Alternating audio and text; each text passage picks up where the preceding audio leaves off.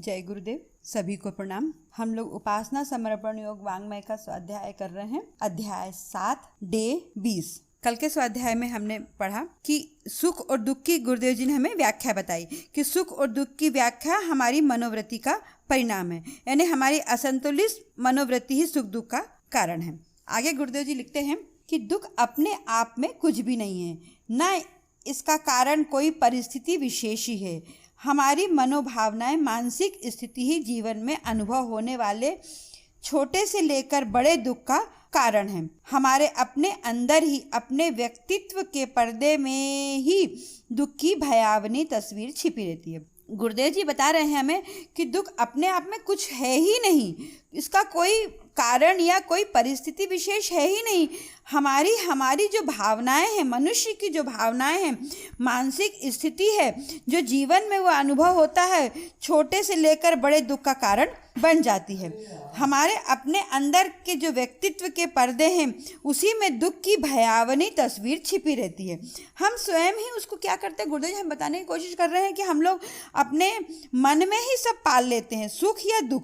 हम अपने मन में ही, जो मन के हमारे पर्दे में ही हमने दुख की खूब बड़ी तस्वीर बना के रखी है। उसी को हम बोलते हैं ऐसा होगा, वैसा होगा, ऐसा हो जाएगा आगे चल के। तो मतलब ये बताने का तात्पर्य यह है कि वो लोग, मनुष्य जो है वो अपने अंदर ही दुख की भयावनी तस्वीर छिपा के रखा है। आगे गुरुदेव जी बता रहे हैं, दुख का मूल आधार मनुष्य के अपने नकारात्मक विचार होते हैं। रचनात्मक विधेयक विचार मनुष्य के बड़े परिश्रम और लंबे अभ्यास के बाद परिपक्व होते हैं। गुरुदेव जी हमें बता रहे हैं कि दुख का मूल आधार मनुष्य के अपने जो क्या कहना चाहिए, नकारात्मक विचार हैं, जो निगेटिव थिंकिंग जो मनुष्य की होती, निगेटिव जो सोच मनुष्य की होती है, वही दुख का आधार होता है। रचनात्मक जो मतलब पॉजिटिव जो मनुष्य के मन में है, वो बड़े परिश्रम और लंबे अभ्यास के बाद भी उसमें परिपक्वता एक आती है, तभी वो मनुष्य के मन में होगा। कैसे होगा?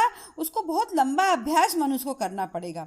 आगे गुरुदेव जी लिखते हैं कि किंतु नकारात्मक मनोभूमि मनुष्य की सहज स्वाभाविक प्रवृत्ति का परिणाम है, जिसके कारण मनुष्य में चिंता, परेशानी, क्लेश, भय, निराशा, हीनता, अवसाद के भावों का विस्तार होता है, और यही दूषित भाव मनुष्य के दुख का आधार बनते हैं। गुरुदेव जी बता रहे हैं कि इसके लिए मतलब जो नकारात्मक मनोभूमि मनुष्य की एक सहज स्वाभाविक प्रवृत्ति का परिणाम है।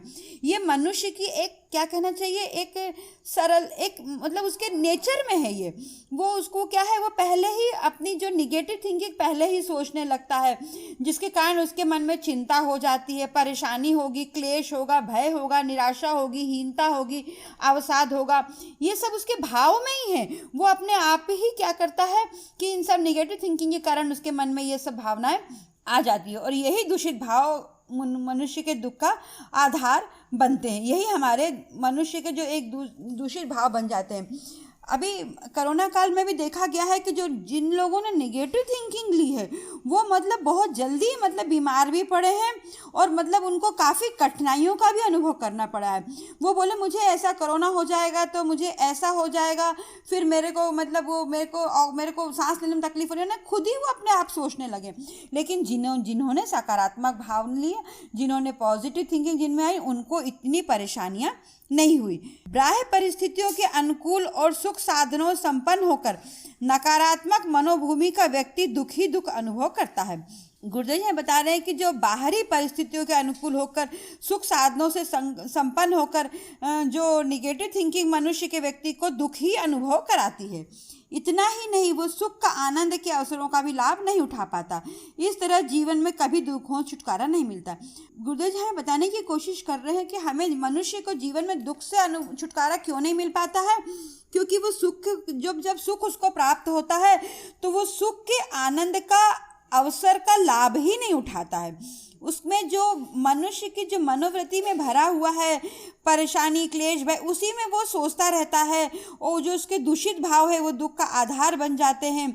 इसी कारण जो उसको जो सुख के अवसर प्राप्त होता है उसका लाभ भी नहीं उठा पाता है, और जीवन भर उसे कभी दुखों से छुटकारा नहीं मिल पाता है। आगे गुरुदेव जी बता रहे हैं कि जीवन पथ पर आगे बढ़ने के लिए हमें स्वस्थ सबल रचनात्मक मनोभूमि की अत्यंत आवश्यकता है। गुरुदेव जी बोल रहे हैं कि हमें जीवन में जब आगे बढ़ना है तो हमें स्वस्थ सबल और हमेशा मतलब रचनात्मक मनोभूमि, मनुष्य का जो दिमाग है उसको मतलब एक तरह से एक पॉजिटिव थिंकिंग लेके आगे बढ़ने की बहुत अत्यधिक आवश्यकता है ना, तभी हम आगे बढ़ पाएंगे। इसके बिना हम एक कदम भी आगे नहीं बढ़ सकेंगे।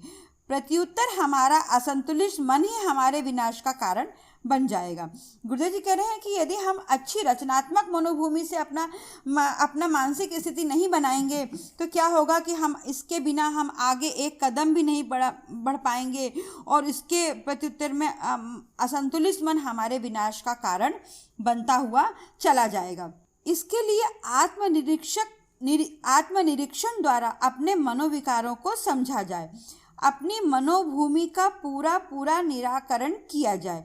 जो भी नकारात्मक विचार हो उनसे पूर्णतः मुक्त होने का प्रयत्न किया जाए। गुरुदेव जी बता रहे हैं कि इसके लिए हमें क्या करना पड़ेगा। असंतुलित मन को विनाश करने के लिए हमें आत्मनिरीक्षण की आवश्यकता है, हमें आत्मचिंतन करना चाहिए, हमें अपने मनोविकारों को समझना चाहिए और अपनी मनोभूमि का पूरा निराकरण करना चाहिए, तो ही हम नकारात्मक विचार से पूर्णतः मुक्त हो सकते हैं। गुरुदेव जी बता रहे हैं कि जैसे वही बताया कि गुरुदेव जी ने हमें जो आत्मबोध की साधना और तत्वबोध की साधना बताई है उसमें यही है कि हम एक सुबह उठ के पूरा अपना जीवन दिनचर्या बना लें कि हमको ये करना है। आज हम किसी का दिल नहीं दुखाएंगे, आज हम व्यर्थ अपने एक क्षण भी नहीं गंवाएंगे और रात को सोते समय हम अपने सोचे कि हमने आज किसके साथ क्या क्या गलत किया, आज हमने किसी का दिल तो नहीं दुखाया, यानी हमने किसी की बुराई तो नहीं करी, यानी किसी को मतलब किसी को ठेस तो नहीं पहुंचाई। तो इस तरह से यदि हम धीरे धीरे करेंगे तो क्या होगा कि नकारात्मक विचार उसको हम यदि इसमें एक हमने गुरुदेव जी ने हमें ये बताया कि डायरी में भी नोट करते जाएं। यदि हम उसको डायरी में भी रोज नोट करेंगे कि आज हमने ये गलतियां करी हैं तो क्या होगा कि धीरे धीरे जो नकारात्मक विचार हो, आज सुबह उठ के बोले कि आज जो हमने कल किया वो आज हम नहीं करेंगे। प्रभु तुमने आज मुझे एक जीवन दिया है आज का, तो सिर्फ एक दिन के जीवन को हम जिए तो क्या होगा कि हमारे जो निगेटिव थिंकिंग है, जो नकारात्मक विचार है, उससे हम पूर्णतः मुक्त होने का प्रयत्न कर सकते हैं। स्मरण रहे आत्मनिरीक्षण की प्रक्रिया इतनी गंभीर भी ना हो जिसे जीवन के अन्य अंगों की उपेक्षा होने लगे। गुरुदेव जी कह रहे हैं कि ऐसा भी नहीं है कि इतना भी हम गंभीर इसके लिए बन जाए कि हम इससे अन्य अंगों की उपेक्षा होने लगे। केवल अपने बारे में ही सोचते रहना और अपने व्यक्तित्व में घुसकर ही ताना बाना बुनते रहना भी आगे चलकर मानसिक दोष बन जाता है। गुरुदेव जी बोल रहे हैं कि ऐसा नहीं है कि केवल हम अपने बारे में ही सोचें, अपने व्यक्तित्व में घुसकर ही उसका ही ताना बुना बुनते रहें, तो ये भी हमारे एक मानसिक रोग का कारण बन जाएगा। आवश्यकता इस बात की है कि अपनी मनोवृत्ति के बारे में गंभीरता से सोचा जाए, फिर सुधारने का तत्परता पूर्वक लग जाया जाए। गुरुदेव बता रहे हैं कि एकदम ऐसा भी नहीं है कि उसमें हम उसमें घुस जाएं, उसमें हम गहराई से उसमें डूब जाएं, तो अगर ये हम करेंगे तो वो हमारा एक मानसिक दोष बन जाएगा, मानसिक बीमारी बन जाएगी।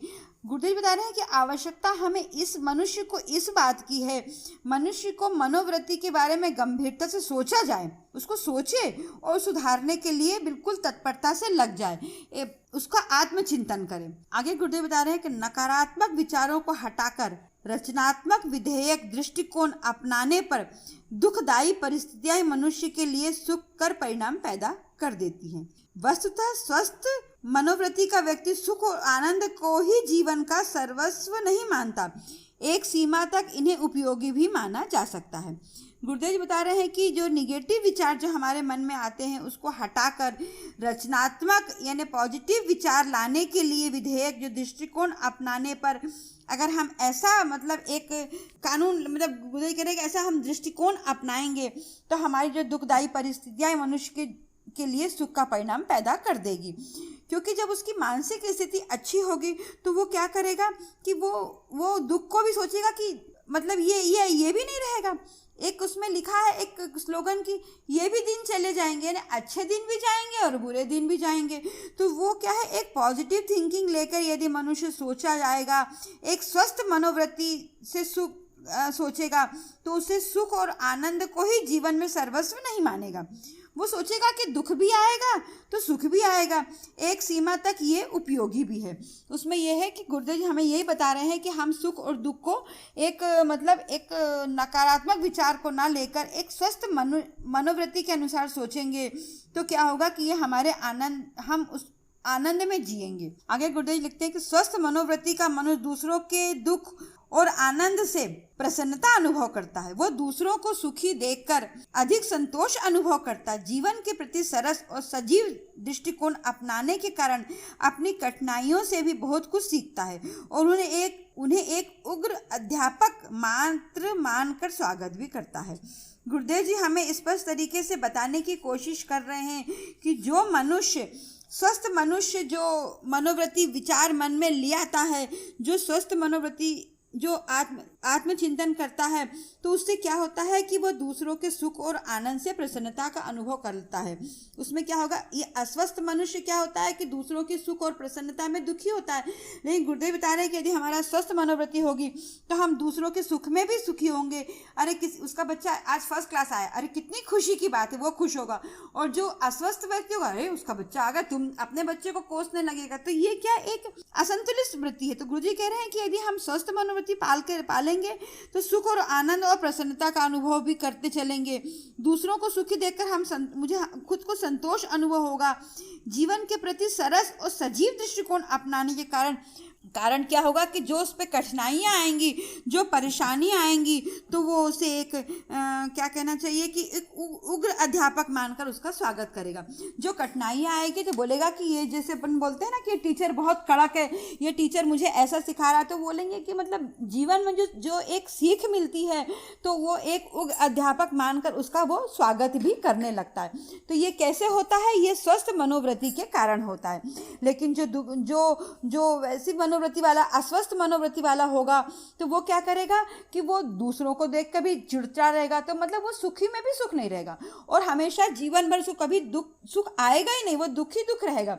लेकिन जो एक स्वस्थ मनोवृत्ति का व्यक्ति होगा वो दूसरे के सुख में भी अपना सुख अनुभव करेगा। यदि उसको दुख आएगा तो उसको एक अपना कठोर अध्यापक मानकर, एक उसको क्या कहना चाहिए, एक उग्र अध्यापक एक मानकर उसका स्वागत करेगा कि इसने मुझे जीवन में इस परेशानी ने मुझे जीवन में सीख दी। तो गुरुदेव जी हमारे बताने की यही कोशिश कर रहे हैं कि मनुष्य का सुख और दुख इसकी मानसिक मनोवृत्ति का ही परिणाम है। आज के लिए इतना ही। जय गुरुदेव, सभी को प्रणाम। ओम शांति, सद्गुरु अर्पणमस्तु। हमारे YouTube चैनल को सब्सक्राइब करें और बेल आइकन को दबाकर ऑल पर क्लिक करें ताकि नोटिफिकेशंस आपको मिलती रहें।